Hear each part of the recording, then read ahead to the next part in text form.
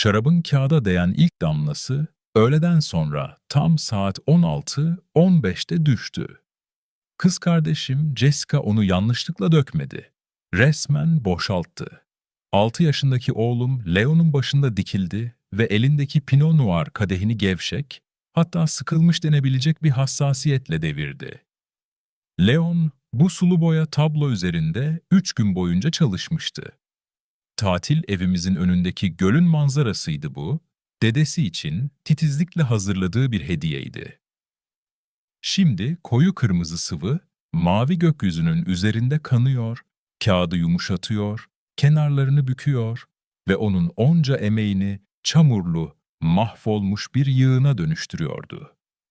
Dünyanın onun küçük karalamalarıyla ilgilenmediğini öğrenmesi gerek, dedi Jessica. Sesi sarhoşça yayılıyordu ama kararlıydı. Boş kadehi, mahvolmuş resmin tam ortasına ıslak bir sesle bıraktı. Doğrusunu isterseniz, Leon un sertleşmesi lazım. Kanepede oturan amcam Markus dizine vurdu. Bu 50 euroluk bir ders küçük adam. Ya sertleşirsin ya da yem olursun. Kahkaha başladı. Tatil evinin içinde keskin, çirkin bir ses dalgası gibi yayıldı. Annem, ortamı yumuşatma çabasının verdiği çaresizlikle sinirli sinirli kıkırdadı. Kuzenim sırıttı. Leon ise sadece donup kaldı. Bağırmadım. Şarabı silmek için ileri atılmadım. İlk birkaç saniye nefes bile almadım. Sadece oğlumu izledim. Leon'dan tek bir ses çıkmadı. Omuzları titriyor, yüzü parça parça kızarıyordu. Ama çığlık atmadı. Dudaklarını beyazlaşana kadar ısırdı ve fiziksel olarak kendini sandalyeye bastırdı. Sanki küçülüp yok olmaya çalışıyordu. Teselli aramadı. Görünmez olmayı diledi. Avcının ilgisini kaybetmesi umuduyla sadece yeterince sessiz kalırsa kahkahanın durmasını bekledi. Ve o sessizlikte onu gördüm. Boynuna dolanan o görünmez zinciri gördüm. Bu, benim 29 yıl boyunca taşıdığım zincirin aynısıydı. Bana sessiz olmayı, uyumlu olmayı, huzur bozulmasın diye öfkemi yutmayı öğreten zincir. Oğlumun kurban kimliğini, gerçek zamanlı olarak öğrenişini izledim. Acısının, onu aslında sevmesi gereken insanlar için bir alay konusu olduğunu öğreniyordu. Bu farkındalık, dışarıdaki gölden daha soğuk bir fiziksel darbe gibi çarptı bana. Sadece zorbalığa uğramasını izlemiyordum. Travmamı, miras alışını izliyordum. Sessizlikten oluşan bir mirası, bir paspas olma genetik yatkınlığını devrediyordum. Eğer bu zinciri tam da şu anda, bu saniyede kırmazsam, hayatının geri kalanı boyunca onu taşıyacaktı. Yer kapladığı için özür dileyerek büyüyecekti. Masanın başında oturan babam David'e baktım. Elleri boş tabağının üzerinde kenetliydi. Yüzü mermer gibi ifadesizdi. Onu tanımayan biri için okunmazdı. Ama ben onu tanıyordum. Çatalını o kadar sert sıkıyordu ki boğumlarının beyazladığını gördüm. Çenesindeki kasın seyirdiğini gördüm. Tatil evindeki hava, 10 yıllardır söylenmeden kalanların ağırlığıyla elektriklenmiş, ağırlaşmıştı. Ayağa kalktım. Sandalye ahşap zeminde gürültüyle sürüldü, kahkahayı bir bıçak gibi kesen sert, gıcırdayan bir sesti. Karmaşayı temizlemek için hiçbir hamle yapmadım. Masanın etrafından dolandım ve doğrudan Jessica ile Leon un arasına geçtim. Bedenimi ona karşı bir kalkan gibi kullandım. "Bundan zevk aldın," dedim. Sesim yüksek değildi. Düz ve klinik bir tondaydı. 6 yaşındaki birinin bir şey yaratmasını izlemekten zevk aldın ve onu yok etmekten de zevk aldın. Jessica gözlerini devirdi ve tezgahtaki şişeden kendine bir kadeh daha koydu. Hareketleri laubali ve kibirliydi. "Ah Sarah, bu kadar dramatik olma. Alt tarafı kağıt. Ona bir iyilik yaptım. Şimdi ortalığı dağıtmak yerine faydalı bir şeyler yapmayı öğrenebilir." "Faydalı," diye tekrar ettim. Kelimenin tadı ağzımda demir gibiydi. O da mezar sessizliğine büründü. Jessica'nın sırıtmışı silindi. Kadehi dudaklarına giderken yarı yolda durdu. Annem, Paniğinin başladığının sinyali olan keskin bir nefes aldı. Ben daha tek bir kelime edemeden annem Suzan sahneye daldı. Ama Leon A gitmedi. Ağlayan çocuğu kucaklamadı. Bir avuç peçeteye sarıldı ve telaşla masadaki şarabı silmeye başladı. "Ah Jessica, ne kadar da sakarsın," diye cıvıldadı. Sesi çaresiz, manik bir enerjiyle titriyor ve yükseliyordu. Mahvolmuş resmi tamamen görmezden gelerek ahşabı ovuyordu. "Sarah, surat asma, bir kazaydı. Ona yeni bir boyama kitabı alırız. Hani şu çıkartmalı olanlardan." Bize doğru baktı.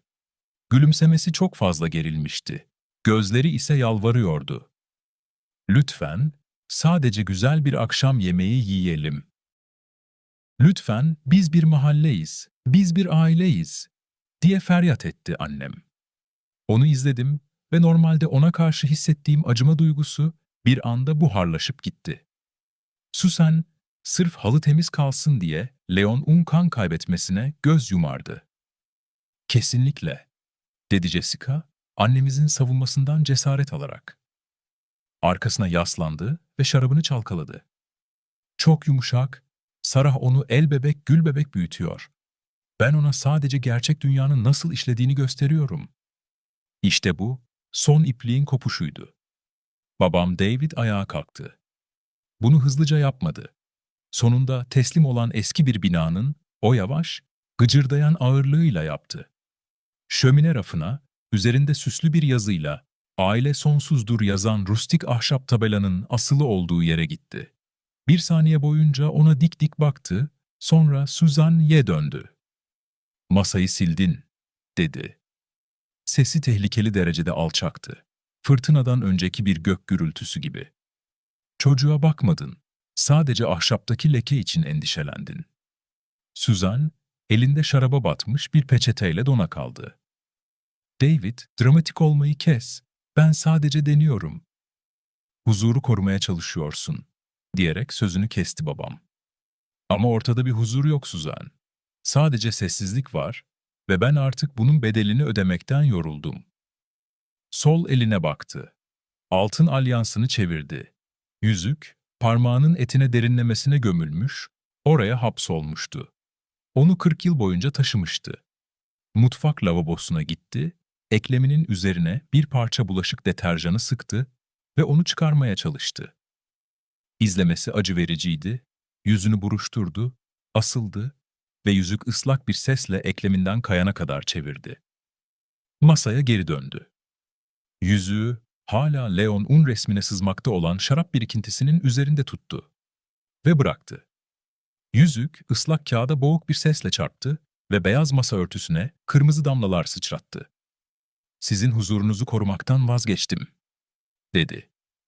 Odadaki sessizlik sadece bir sükunet değildi, bir vakumdu.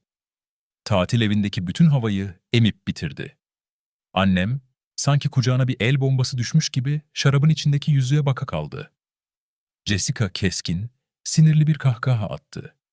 "Baba, sen bunadın mı?" diye alay etti. Her ne kadar gözleri huzursuzca odada geziniyor olsa da. "Alt tarafı bir resim. 5 euroluk bir sulu boya kutusu için boşanacak mısın? Bu zavallıca." David ona bakmadı. Anneme de bakmadı.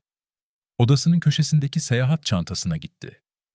Fermuarını açtı ve siyah deri kaplı, kalın bir not defteri çıkardı. Eski görünüyordu, sırtı kırılmış, kenarları aşınmıştı. Masanın başına geri döndü ve defteri ağır bir sesle oraya bıraktı. "40 yıldır yapı mühendisiyim Jessica," dedi babam. Sesi sakin, mesafeli ve ürkütücüydü. "Benim işim gerilme çatlaklarını bulmak. Bina çökmeden önce kırıkları keşfetmektir. Ben yapısal hataları belgelerim." Defteri açtı. Sayfalar onun el yazısıyla doluydu. Tarihlerin ve sayıların oluşturduğu temiz, kesin sütunlar. 3 yıl önce, diye devam etti ve parmağını ilk sayfanın aşağısına doğru kaydırdı. "Bana bir iş kredisi için 5.000 avroya ihtiyacın olduğunu söylemiştin. Influencer kariyerinin uçuşa geçeceğini ama yeni ekipmanlara ihtiyacın olduğunu söylemiştin." Jessica kollarını kavuşturdu. ve gözlerini devirdi. Evet, ve çoğunu sana geri ödedim. Bu ne şimdi? Vergi denetimi mi? Tek bir kuruş bile ödemedin, dedi David. Ama mesele bu değil. Mesele şu ki, ben defter tutmaya başladım. Sadece büyük krediler hakkında değil, her şey hakkında. Annenin mutfak masrafı için fazladan nakit istediği her seferde, hiç yapılmayan ev onarımları için para çektiği her seferde, acil durumlar için ortak tasarruf hesabımız her küçüldüğünde, defteri Jessica ve Suzanne'nin sütunları görebileceği şekilde çevirdi. Tarihleri not ettim, miktarları not ettim ve sonra paranın gerçekten nereye gittiğini takip etmek için bir mali müşavir tuttum. David, Suzan boğuk, küçük bir ses çıkardı. Titreyen elini uzattı. David lütfen bunu yapma. Herkesin önünde yapma. Herkes bilmek zorunda, dedi David. Çünkü herkes Sarah'ya güldü. Herkes Leon'a güldü. Herkes onların zayıf olduğunu düşünüyor. Ama onlar zayıf değil, onlar faturayı ödeyenler. Bana baktı ve gözleri derin, acı dolu bir özürle doluydu. Buna izin verdim Sarah. Seni onlardan daha az değerli olduğuna inandırdım. Ama izledim, saydım. Sayfayı çevirdi, kağıda havale dekontları yapıştırılmıştı. Bu harçlık değil Jessica, dedi. Bu bildiğin fidye. David ana deftere baktı. Parmağı kırmızı mürekkepli bir çizgiyi takip etti. 2 yıl önce 14 Ağustos, 12.000 euro. Bir marka anlaşması alışverişi için demiştin. Geçen yıl 3 Nisan, 8.000 euro. Tıbbi faturalar için olduğunu söylemiştin. David başını kaldırıp Suzanne'nin dehşet dolu gözlerine baktı. Ama en büyük kalem 3 yıl önce, Alman Birlik Günü'ndeydi. Senin hasta olduğunu söylediğin için katılmadığımız o aile festivali günü. Suzan şimdi panik içinde başını sallıyordu. Gözyaşları yüzünden aşağı süzülüyordu. David dur, lütfen. Ailenin adını koru. David'in sesi yükseldi. Daha önce hiç duymadığım bir öfkeyle çatallaştı. Sen ailenin adını korumadın. Sen bir suçluyu korudun. Sayfayı çevirdi. Bu kez bir makbuz değil, sayfanın üzerine yapıştırılmış bir polis raporu kopyası vardı. O 160.000 euro iş kredileri için değildi Jessica. O bir sus payıydı. Jessica donup kaldı. Kibri bir anda buharlaştı. Yerini çıplak bir teröre bıraktı. Kapıya baktı ama hareket edemedi. David odaya doğru konuşmaya devam etti. 3 yıl önce Jessica bir partiden eve sarhoş dönerken arabasıyla park halindeki bir araca, ardından da köpeğini gezdiren 19 yaşındaki bir kıza çarptı. Nefesim kesildi. O da etrafımda dönmeye başladı. Jessica'nın bir aylığını ortadan kaybolduğu o zamanı hatırladım. Annem onun kendini bulmak için Avrupa turuna çıktığını söylemişti. Durmamış bile, diye devam etti David. Yaralamalı kazada olay yerini terk etmek, Suzan hıçkıra hıçkıra ağlıyor, bedeni ellerinin arasında bir ileri bir geri sallanıyordu. Emeklilik paramızı aldın, dedi David, sesi titreyerek. 160.000 avro. Bunu örtbas etmesi için bir avukata para ödedin. Sivil mahkemeye düşmesin diye kızın ailesine tazminat verdin. Arabadaki darbeyi gizlice tamir etmesi için kaportacıya rüşvet verdin. Bana bunun bir otopark sürtmesi olduğunu, meselenin kapandığını söyledin. Defteri sertçe kapattı. Çıkan ses, küçük evin içinde bir silah patlaması gibi yankılandı. Onun suçunu örtmek için geleceğimizi çaldın. Ve sonra gelip bu masada oturmasına, bir resim yaptı diye 6 yaşındaki bir çocukla alay etmesine izin verdin. Onun eserini yok etmesine izin verdin. Çünkü ona yıkımın hiçbir sonucu olmadığını öğrettin. Bembeyaz kesilen Jessica'ya baktı. Sen bir iş kadını değilsin Jessica. Sen bir yüksün. Ve annen de senin suç ortağın. Ardından gelen sessizlik ağır ve boğucuydu. Can çekişen bir aile mitinin sesiydi bu. Jessica kendini toplamaya çalıştı. Ayağa kalktı, Pahalı elbisesini düzeltti ve 33 yıldır onu koruyan o kibri geri çağırmaya çalıştı. Önce deftere, sonra David'e baktı ve aşağılayarak tükürürcesine konuştu. Ne olmuş yani? Bir kazaydı. Annem bana yardım etti. Anneler bunu yapar. Senin aksine yardım ederler. David'e dik dik baktı. Çenesini kaldırdı. Annem beni daha çok sevdiği için sadece kıskançsın. Senin parana ihtiyacım yok. Kendi markam var, takipçilerim var. Zaten bu tozlu kulübeye de ihtiyacım yok. David ona soğuk, mesafeli bir acımayla baktı. Bu bir babanın kızına bakışı değildi. Bir mühendisin yıkılmak üzere olan bir yapıya bakışıydı. Senin hiçbir şeyin yok Jessica. Not defterinin arka cebine ulaşıp katlanmış bir belge çıkardı. Onu masanın üzerine, bıraktığı alyansının ve mahvolmuş resmin tam yanına koydu. Bu tatil evi benim üzerime. Babamdan bana kalan mirastı. Annenin adı tapuda geçmiyor. Kağıdı eliyle düzeltti. Mülkü terk etmek için 1 saatiniz var. Hepinizin. Suzan dahil. Yarın sabah çaldığınız emeklilik paralarını geri alabilmek için burayı satışa çıkarıyorum. Bizi kovamazsın, diye inledi Suzan, göğsünü tutarak. Nereye giderim?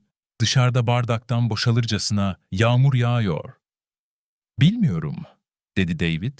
Sesi duygudan tamamen arınmıştı. Belki de bu kadar yatırım yaptığın kızının yanında kalabilirsin. Tekrar Jessica'ya döndü. Kendi parana gelince, 10 dakika önce sen torunumun sanat eserinin üzerine şarap dökerken ben ortak hesapları dondurdum. Yapılan havaleleri dolandırıcılık olarak bildirdim. Banka her şeyi bloke etti. Kredi kartlarını, annenin kartlarını, para kaçırdığın o iş hesabını. Jessica panikle telefonunu çıkardı, parmakları ekran üzerinde uçuşuyordu. Bankacılık uygulamasına girerken yüzünün nasıl çöktüğünü gördüm. Rengi soldu, grileşti ve küçücük kaldı. Reddedildi, diye fısıldadı. İşte oradaydı. Boş bir cüzdanın karşısındaki güç illüzyonu. Kız kardeşimin, o tiranın, o altın çocuğun, o başarı hikayesinin gözlerimin önünde büzülmesini izledim. Ailemin finansal desteği kesilince, statüsü, özgüveni ve kişiliği anında buharlaştı. O güçlü bir kadın değildi. Parasını ödemediği bir kostümün içindeki bir çocuktu sadece. Gücü hiçbir zaman gerçek olmamıştı. Kiralıktı ve kira kontratı sona ermişti.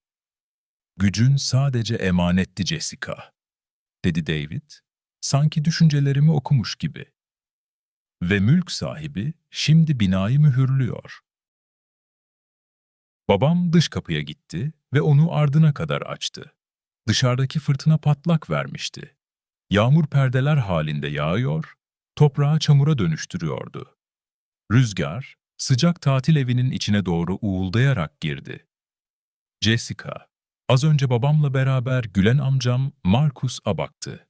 Amcam aniden döşeme tahtalarıyla çok ilgiliymiş gibi bakışlarını kaçırdı. Jessica anneme baktı. Suzan sadece faydasız ve yıkılmış bir halde ağlıyordu. Artık kimseyi, hatta kendini bile kurtaracak gücü kalmamıştı. Sonunda Jessica bana baktı. Gözleri ardına kadar açılmış, ıslak ve aniden çöken, o çaresiz yalnızlık farkındalığıyla dolmuştu. "Sarah!" diye yalvardı. Sesi titriyordu. "Ona deli olduğunu söyle. Bana bunu yapmasına izin veremezsin. Ben senin kız kardeşinim." Ona baktım. 30 yıl boyunca bana terör estiren o kadına baktım. Leo'nun resmindeki şarap lekesine baktım. Oğlumun öğrenmiş olduğu o sessizliği düşündüm. Az önce bozduğum o sessizliği, "Acele etsen iyi olur," dedim. Sesim dışarıdaki yağmur kadar soğuktu. Trafik cehennem gibi olacak. 6 ay sonra yeni evdeki ışık çok farklıydı. Tatil evinin o loş sarısı ya da eski baba evinin o çiğ neon ışığı değildi bu. Beyazdı, temizdi ve şehir parkına bakan devasa pencerelerden içeri süzülüyordu. David'in, babamın, Suzan ile 40 yıl paylaştığı evden daha küçüktü. Ama burası huzurlu bir yerdi. Burada kimse yumurta kabukları üzerinde yürümüyordu. Diğer odadan gelen, ve suçluluk krizini müjdeleyen ağır iç çekişler ya da bir sonraki patlama korkusu yoktu. Yerde oturmuş, duvara yaslanmış bir halde onları izliyordum. David, bir örtünün üzerinde, Leon'un yanında diz çökmüştü. Üzerleri testere talaşıyla kaplıydı. David ona, kendi resim çerçevesini yapmak için ahşabı nasıl keseceğini öğretiyordu. "2 kere ölçmelisin Leon," dedi David. Sesi yumuşak ve sabırlıydı. Artık sesini duyurmak için bağırmasına gerek kalmayan bir adamın sesiydi. Hassasiyet önemlidir. Çerçeve güçlü olursa sanat eserin güvende olur. "Böyle mi dede?" diye sordu Leon. Konsantrasyondan dudaklarının arasına sıkıştırdığı diliyle dikkatlice testereyi çekiyordu. "Tam olarak böyle. Annem Suzan, 2 şehir ötede küçük bir dairede yaşıyordu. Bazen bize pahalı mektup kağıtlarına yazılmış, uzun, karmaşık nefret mektupları gönderiyordu. Bizi ailenin imajını yerle bir etmekle, onu kilisede rezil etmekle ve zalimlikle suçluyordu. İlk satırdan sonrasını okumadan onları lavaboda yakıyordum. Hala var olmayan bir huzur için bizden vergi toplamaya çalışıyordu. Ama biz artık bu bedeli ödemeyi bırakmıştık. Jessica, bir alışveriş merkezindeki büfede telefon kılıfı satarak çalışıyordu.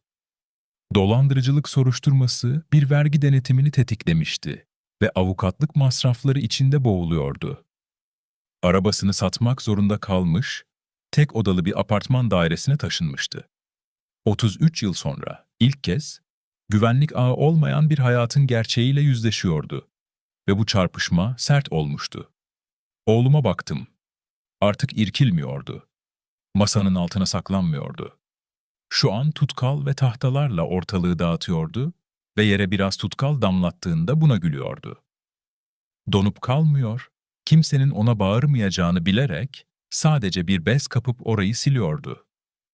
O an bu huzurun bedelinin ağır olduğunu fark ettim. İnsanları kurtarmak için aileyi parçalamak zorunda kalmıştık. Temeli kurtarmak için yapıyı yakmamız gerekmişti. Ağır bir maliyetti. Ama babamın o rahatlamış omuzlarını gördüğümde, oğlumun o hafif, yüksüz gülümsemesini duyduğumda, bunun hayatımda yaptığım en iyi takas olduğunu anladım.